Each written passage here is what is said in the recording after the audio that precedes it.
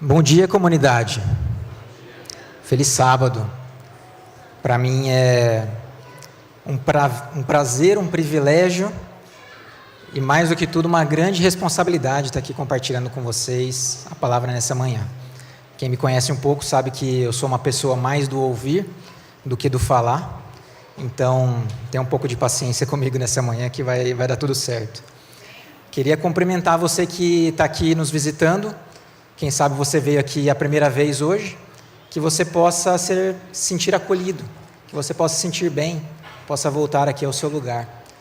Quero cumprimentar também você que eventualmente está assistindo pela internet, acompanhando pelas redes sociais, de repente hoje ou de repente no futuro, vai assistir esse sermão em algum momento, que o Espírito Santo possa te visitar aí onde você está, na sua casa.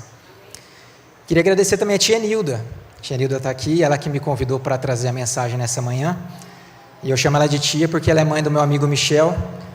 O Michel, acho que depois da minha esposa, depois dos meus pais, ele é a pessoa que mais me conhece, com quem eu mais passei tempo ao longo da infância e adolescência. E é um grande prazer ter a amizade dele. Obrigado, tia. Meu nome é Kleber, eu tenho 35 anos.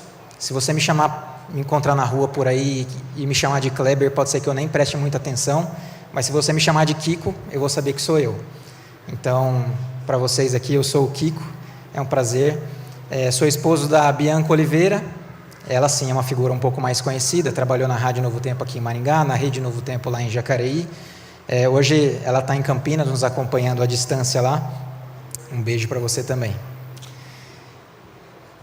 O título da mensagem dessa manhã é Redescobrindo Deus. E eu dei esse título porque tem sido uma jornada pessoal minha.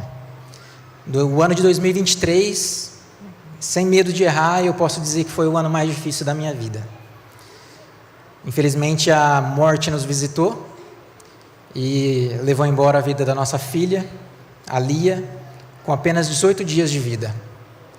A Lia nasceu numa condição de prematuridade extrema, com 24 semanas. E apesar de todos os esforços dos médicos e da esposa, da Bianca e meu, a gravidez não pôde ser contida por mais tempo e ela nasceu. Nasceu e foi para a UTI e ali ela passou 18 dias. Lá pelo 15º dia de UTI, a Lia começou a enfrentar complicações bem graves. E todos os dias a gente visitava, tinha o horário de visita, às 11 da manhã, era o horário que eu podia ir lá. E eu entrava na UTI. Para quem conhece o ambiente de UTI neonatal, sabe que é um ambiente tóxico, caótico, para não dizer outras coisas. E eu ia lá às 11 horas, conversava com o médico passava, eram 13 incubadoras ou 13 leitos ali, vamos dizer assim, na UTI, o médico passava de um por um contando, como é que estava sendo o tratamento, o que ele ia fazer, qual remédio ia aplicar, quais exames precisava ser feito e etc. E no 18º dia, isso era dia 8 de janeiro de 2023 já, eu estava lá nessa visita, e quando o médico passou para conversar comigo ali no leito da Lia, ele falou assim: vocês podem ficar um pouquinho no final, que eu quero conversar em particular com vocês. Posso, sem problema. Então, o médico terminou ali o horário de visita, atendeu todos os pais, daqui a pouco todo mundo saiu, e eu e a Bianca, a gente chegou na salinha de espera lá da UTI, e quando o médico entrou, a gente sentou, e a primeira pergunta que ele fez foi: vocês têm alguma religião? Não é o tipo de pergunta que você quer ouvir de um médico. As conversas com o médico tinham que ser sobre que remédio ela vai tomar, que exame ela vai fazer, o que ela precisa, qual que é o próximo passo do tratamento, o que a gente está esperando na evolução. E ele me perguntou se a gente tinha alguma religião. E aí logo ele emendou dizendo que se a gente acreditava em Deus, e se a gente orava, tinha fé e tudo isso, era a hora que a gente precisava, porque ali só sairia dali por um milagre. E a gente perguntou para ele: mas qual milagre que ela precisa? E ele falou que ela precisava de um milagre no rim dela, né? O rim dela já estava sofrendo demais. E ali nós conversamos mais um pouco, saímos dali logo mais, e aí tinha ainda alguns pais ali fora da UTI, a gente conversou com eles também, todos eles passando por situações tão complicadas quanto a nossa, tentando encorajar de alguma maneira, né? Dizer que ia dar tudo certo e tal. E logo quando os pais saíram, a gente entrou na salinha de espera da UTI neonatal, a gente já estava sozinho, eu lembro bem, era um domingo, já perto da hora do almoço, aí a gente sentou no sofazinho lá da UTI, e ali eu também fiz talvez a oração mais difícil da minha vida, pedindo para Deus que Ele fizesse o que fosse melhor para a vida da Lia. A nossa vontade era levar nossa filha para casa, ouvir ela chorar, pegar ela no colo, acordar de madrugada, trocar uma fralda, coisas que pais fazem. Mas aí eu disse para Deus que a nossa vontade não vale nada. O que eu quero, o que eu penso, meus planos não têm valor nenhum. Por isso que Deus fizesse a vontade dEle. Menos de 30 minutos depois, a gente subiu a rampa da UTI neonatal, buscando a saída do hospital. Ainda na porta do hospital, a enfermeira-chefe da UTI me manda uma mensagem pedindo para a gente voltar. E a gente volta. Quando a gente senta ali de novo na mesma salinha, o médico nos avisa que a Lia, há poucos minutos atrás, tinha acabado de sofrer uma parada cardíaca. Ele tinha feito a reanimação e ela tinha voltado, só que já muito fraca. E ela estava provavelmente vivendo os últimos momentos dela.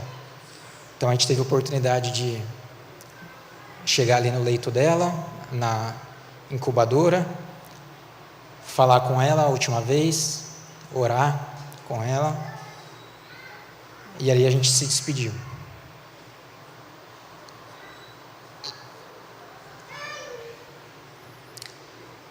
De certo modo, esse dia, essa experiência que a gente passou ali,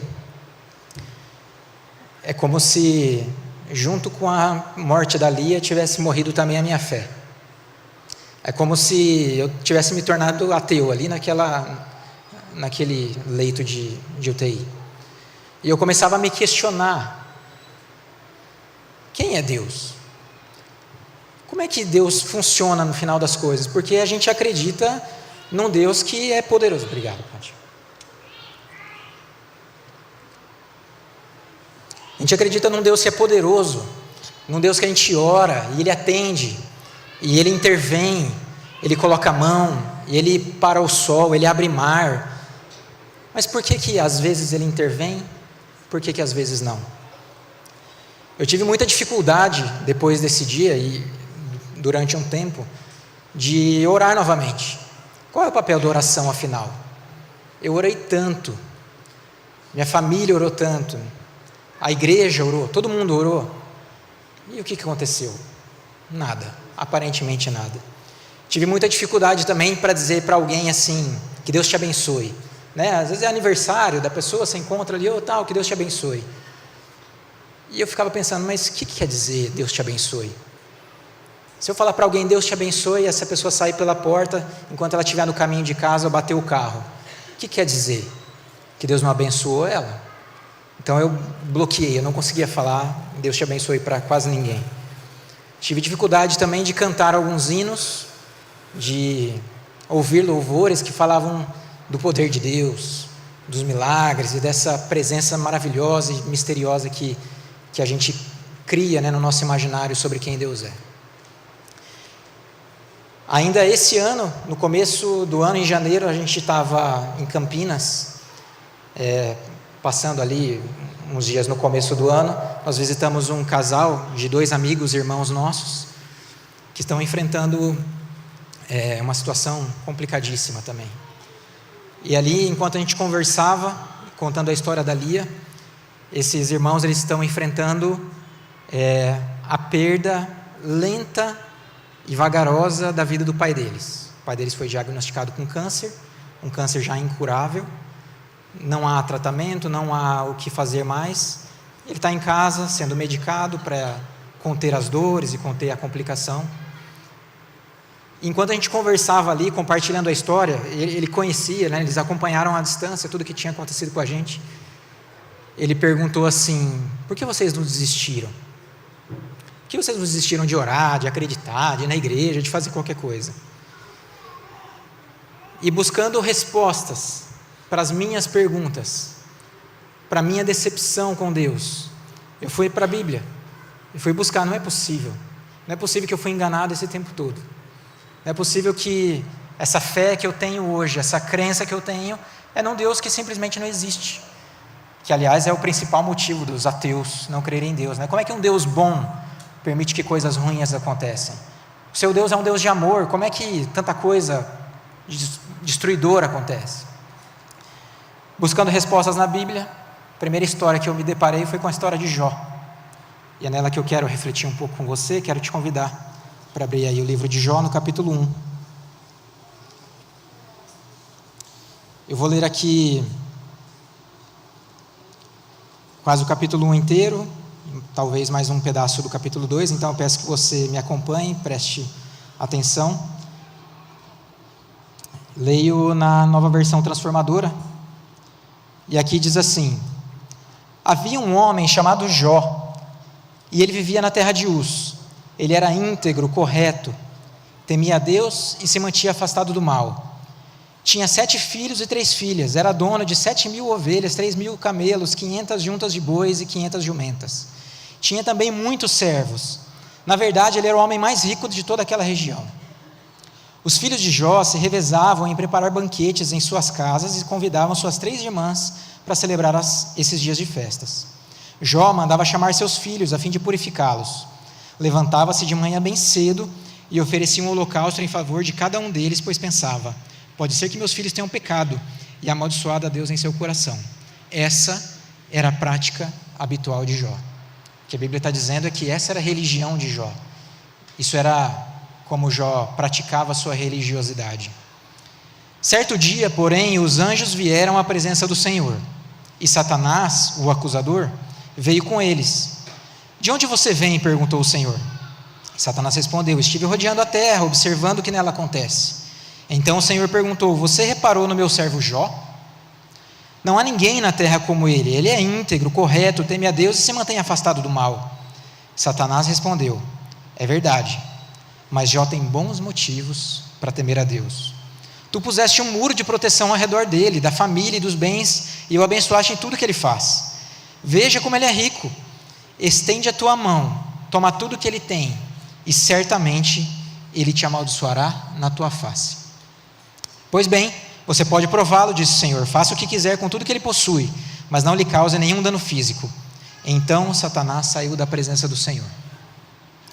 Certo dia, quando os filhos e filhas de Jó estavam num banquete na casa do irmão mais velho, chegou à casa de Jó um mensageiro com essa notícia: seus bois estavam arando e os jumentos pastando perto deles, quando os sabeus nos atacaram.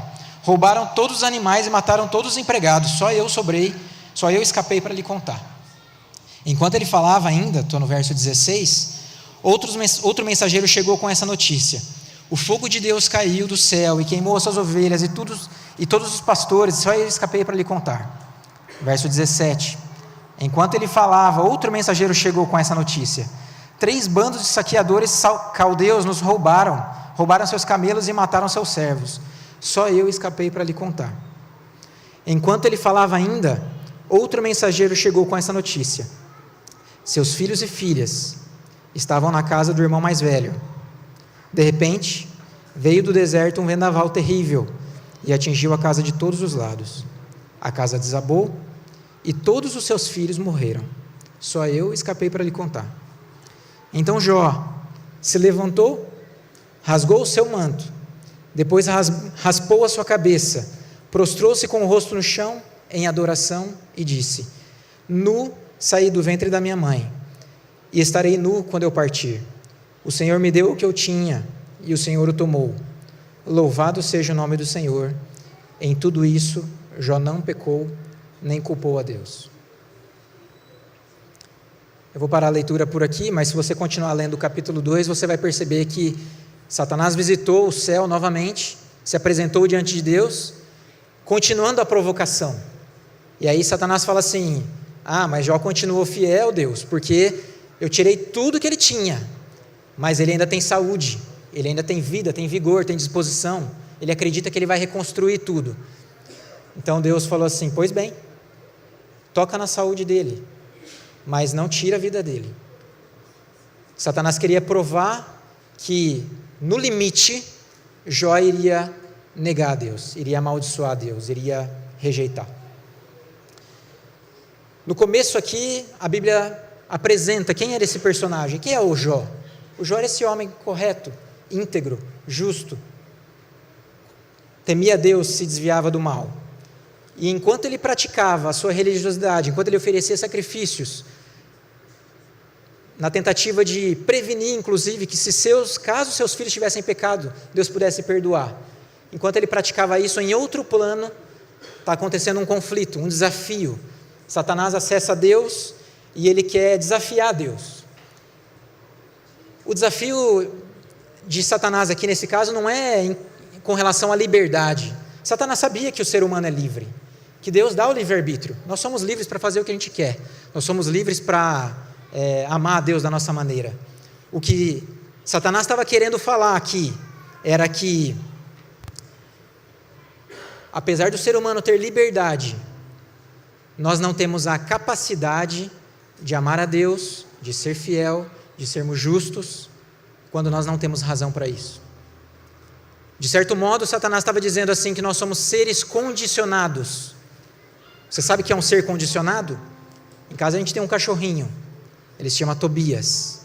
E aí todo dia de manhã e à tarde eu levo o Tobias para passear, ou eu ou a Bianca. E o Tobias, ele é lambão. Quando ele está passeando, ele gosta de pisar na terra, ele gosta de se enfiar no mato, e aí ele volta com a pata toda suja, para não ficar fazendo lambança na casa também. A gente limpa a pata do Tobias. E quando eu pegava o Tobias para limpar a pata dele, pegava um paninho ali, umedecia, e esfregava ali e tal, ele esperneava. Na verdade, quando eu chegava, ele já queria sair correndo para evitar esse momento. E aí o Tobias ficava ali. Até que a gente aprendeu e desenvolveu uma técnica. Eu comprei um saquinho de um petisco, é um petisquinho sabor churrasco.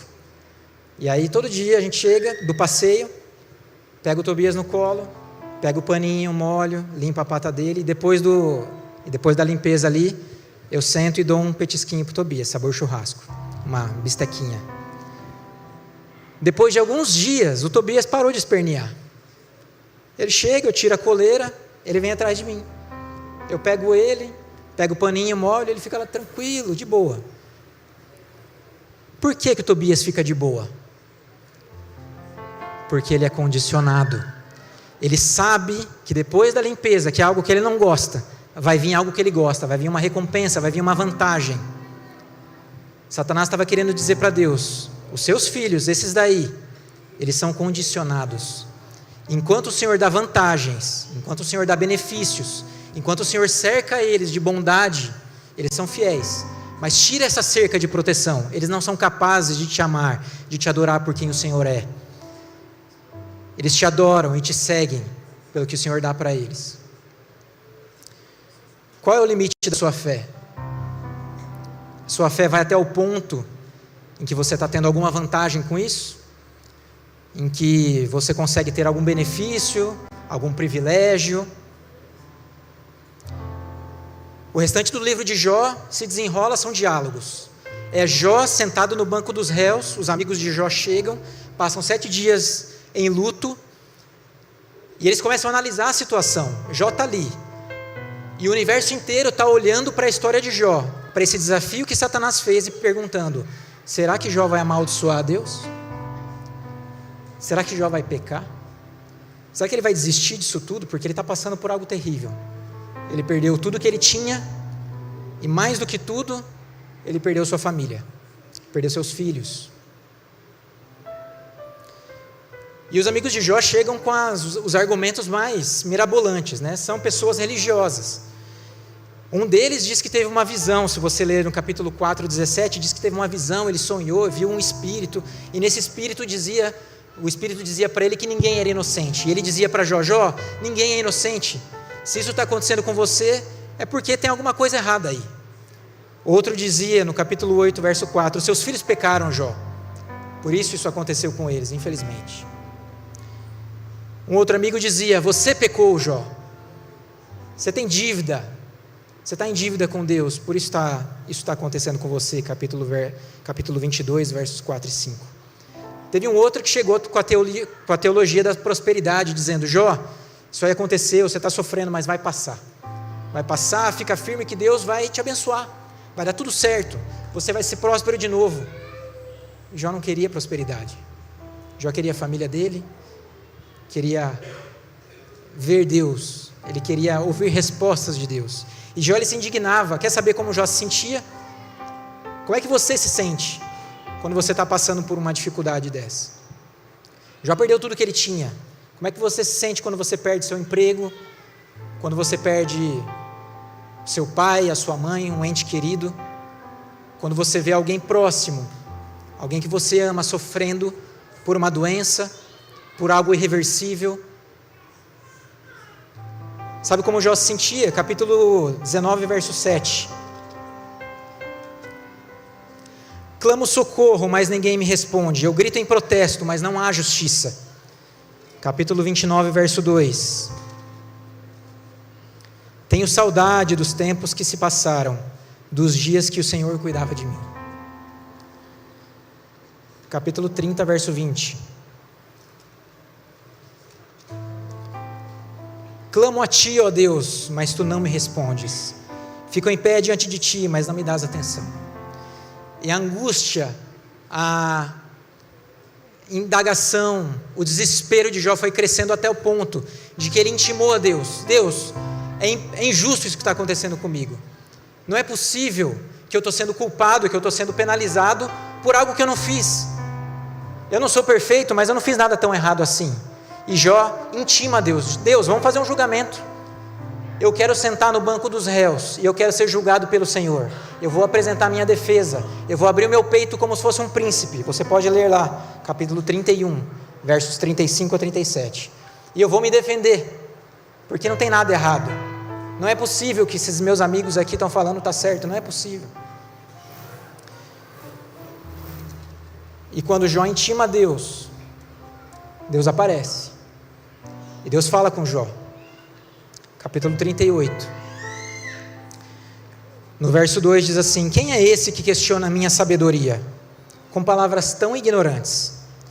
Prepare-se como um guerreiro, pois eu lhe farei algumas perguntas e você me responderá. Verso 4.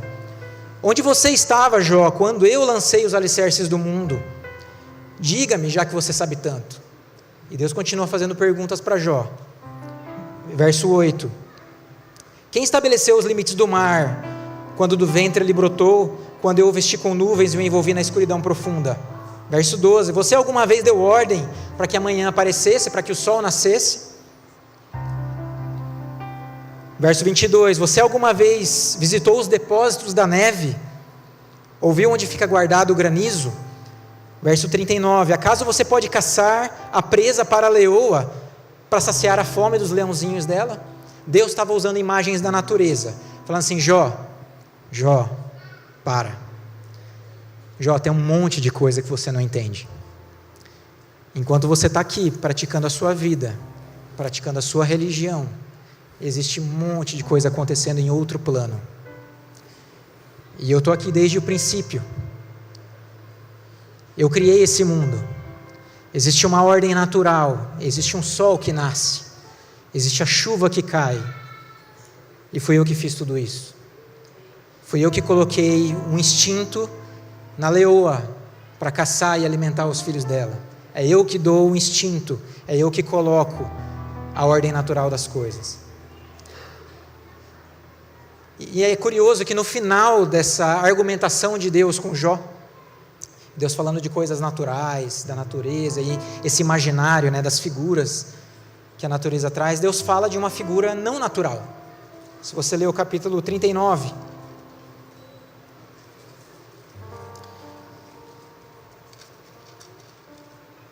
na verdade o capítulo 41, Deus termina, né, aquele discurso falando das coisas naturais, e Deus começa a falar de um outro ser, e ele diz assim, 41 verso 1, você é capaz de pegar o Leviatã com um anzol, ou prender na sua língua com um laço?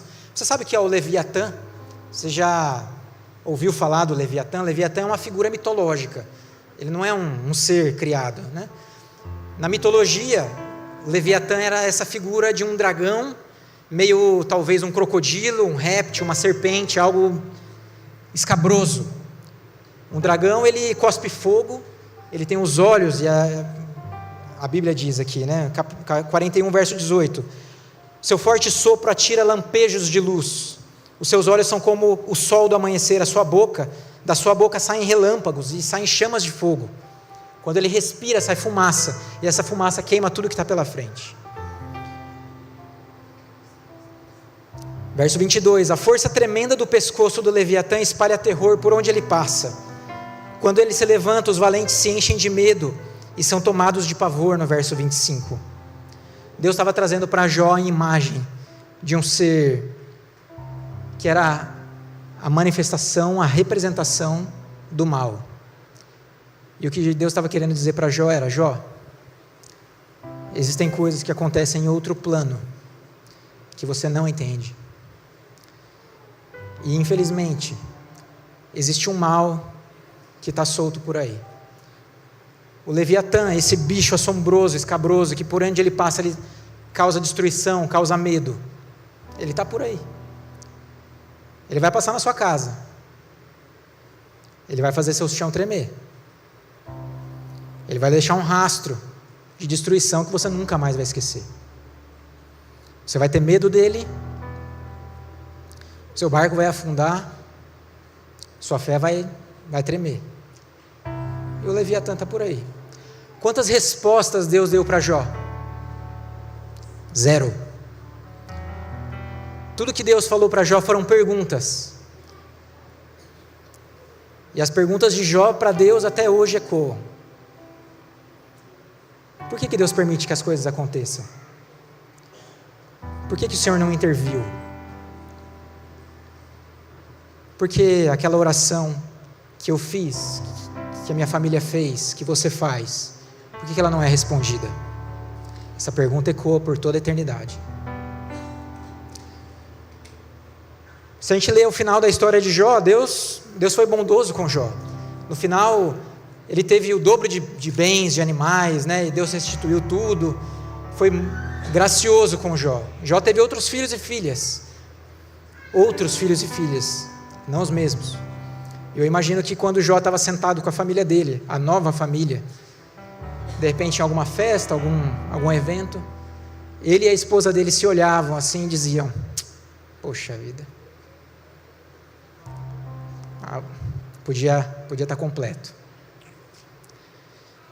E o livro de Jó termina de uma maneira assombrosa também, né? Dizendo: depois disso Jó viveu 140 anos e viu 4 gerações de filhos e netos. Então morreu, depois de uma vida longa e plena. Quem lê o começo e o final da história de Jó não entende nada do que aconteceu. A vida dele foi longa e plena, com filhos, netos, 4 gerações. Mas Jó sabe o que ele passou. Jó sabe o sofrimento que ele passou. Mas o livro de Jó não é sobre o sofrimento de Jó. O livro de Jó é sobre uma fé que é capaz de resistir, mesmo quando ele não tem razão nenhuma para acreditar. O filósofo dinamarquês Søren Kierkegaard, ele vai falar que a fé, ela começa quando acaba a esperança. Porque a esperança, ela ainda tem algum fundamento, ela ainda tem alguma probabilidade. A esperança ainda tem alguma chance de acontecer. Quando você perde a esperança, é aí que você precisa ver a sua fé. E a gente quer ser pessoas de fé. A gente olha para a Bíblia, a gente olha a história de José no fundo do poço, literalmente. Os irmãos dele jogaram ele lá. Nossa, como José era fiel, né? José era um homem de fé. A gente olha a história de Davi na cova dos leões. A gente olha a história de Abraão, sendo chamado para sacrificar seu próprio filho. A gente olha as histórias da Bíblia com superficialidade. Mas se você parar para entender qual é o chamado de Deus, não é para viver essa vida superficial no aspecto religioso. Deus quer te chamar para você ter uma vida de fé. E fé nasce quando você não tem mais esperança, quando você não tem motivo nenhum mais para crer em Deus.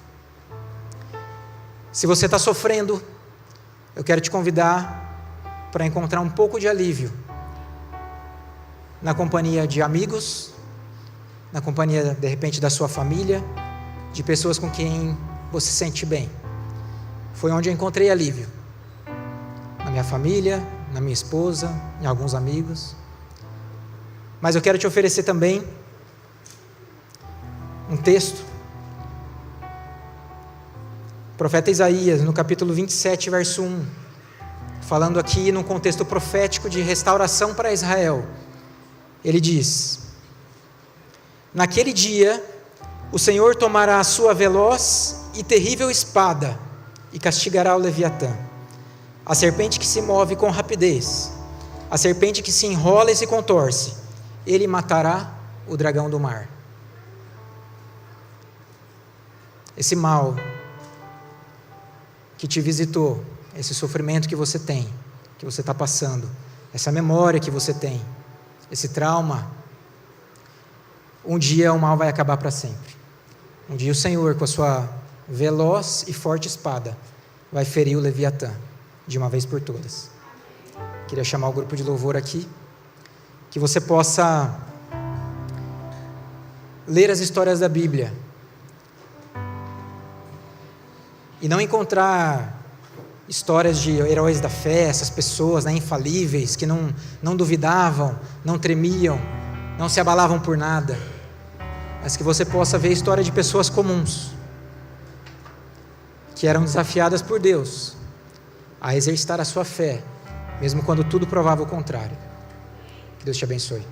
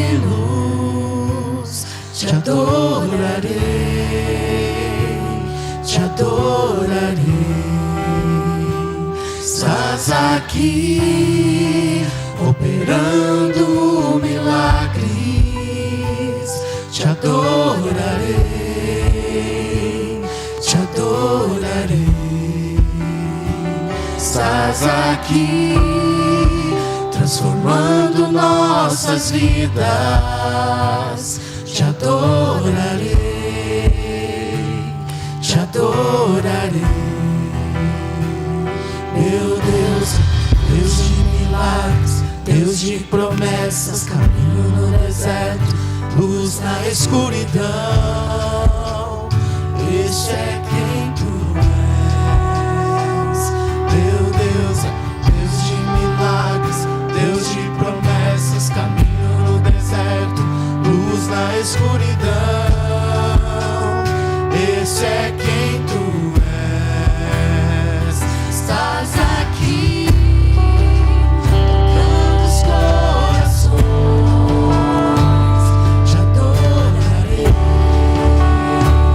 te adorarei. Estás aqui, curando multidões. Te adorarei,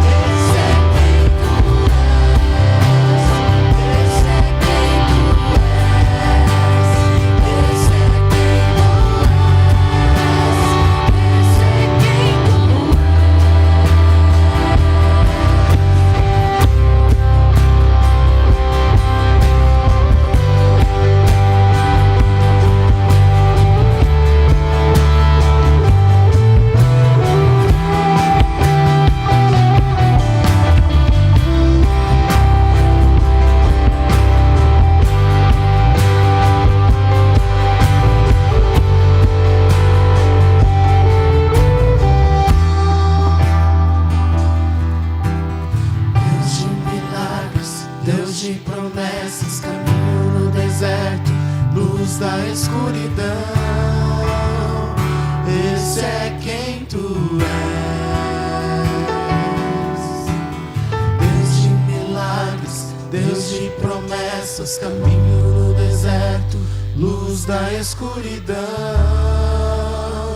Esse é quem tu és.